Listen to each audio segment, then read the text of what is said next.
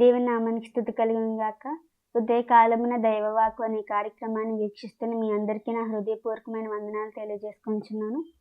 ఈరోజు దేవుడు మనతో మాట్లాడబోయే మాట ఏమిటంటే, ఆదికాండము 12వ అధ్యాయము 3వ వచనం.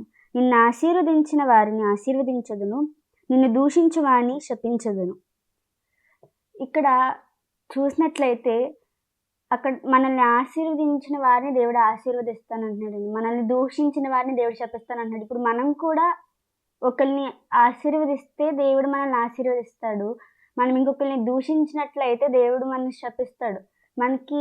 మనం చూసినట్లయితే మనం ఒక కష్టం ద్వారా వెళ్తున్నాం అనుకోండి, లేదంటే ఎవరైనా మనల్ని కించపరిచినా, ఎవరైనా మనల్ని దూషించినా, మనం ఎప్పుడైతే బాధపడతామో, ఎప్పుడైతే దేవుని దగ్గర కన్నీళ్ళు విడుస్తామో, మనము వాళ్ళని బ్లెస్ చేయాలండి. ఇంకా దేవుని దీవించను గాక అని ఒక్క మాట మనం అంటే దేవుడు మనల్ని అధికంగా హెచ్చిస్తాడు.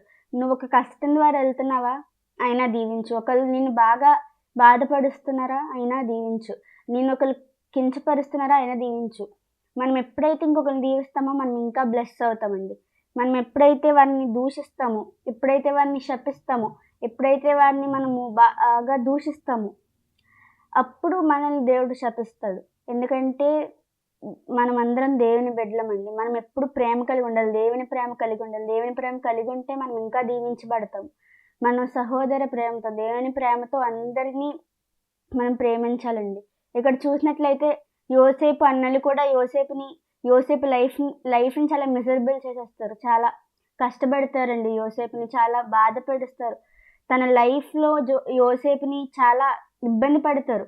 యోసేపుని అమ్మేస్తారు, యోసేపుని కొట్టేస్తారు. యోసేపు ఒక ప్రిజనర్ అయిపోతాడండి. తర్వాత యోసేపు ప్రిజన్లో ఉన్న తర్వాత కూడా దేవుని స్తుతించాడు. అయినా తర్వాత యోసేపుని దేవుడు ఆశీర్వదించాడా లేదా అండి? యోసేపు ఎప్పుడు వాళ్ళ అన్నని తిట్టుకొని అన్నాడు, అందుకని దేవుడు ఇంకా ఆశీర్వదించారు. యోసేపు ఎలా ఉన్నాడో మనం కూడా అలాగే ఉండాలండి. మనల్ని ఎంతమంది ఎన్ని మాట్లాడినా మనం వారిని దీవించాలి. దేవుడు మనల్ని ఇంకా దీవిస్తాడు. అప్పుడు యోసేపుని దేవుడు ఎలా దీవించాడండి?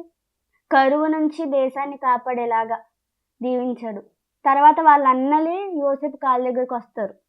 ఇక్కడ చూసినట్లయితే యోసేపు వాళ్ళని ఒక్కరిని ఏమాట అనలేదండి. యోసేపు ఎవరిని ఏమనలేదు.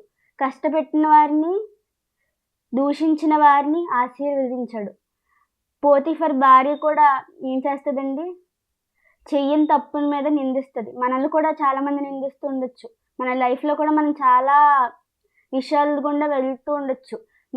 మనము బాగా ప్రేమించిన వారే, మనం బాగా నమ్మిన వారే మనల్ని చాలా దూషిస్తూ ఉండొచ్చు. మన లైఫ్ని స్పాయిల్ చేస్తూ ఉండొచ్చు. మనం వెళ్తున్న వే నుంచి ఒక గాడ్స్ వేలో వెళ్తుంటే వాళ్ళని దూరం చేస్తూ ఉండొచ్చు.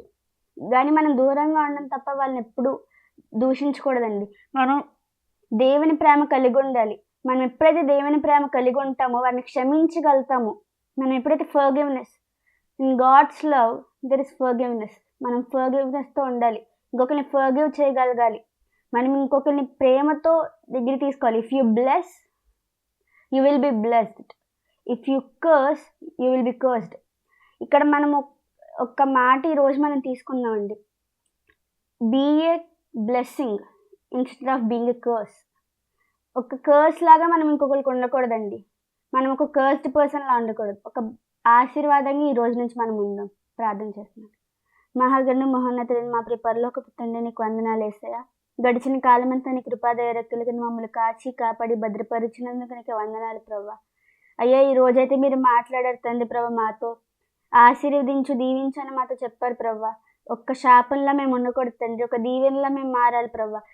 ఎవరైతే తండ్రి ప్రభా వారి సమయాన్ని హెచ్చించి మీ మాటలు విన్నారు, వారి జీవితంలో తండ్రి ప్రభా మీరే మేలుకరమైన కార్యాలు జరిగించండి అయ్యా.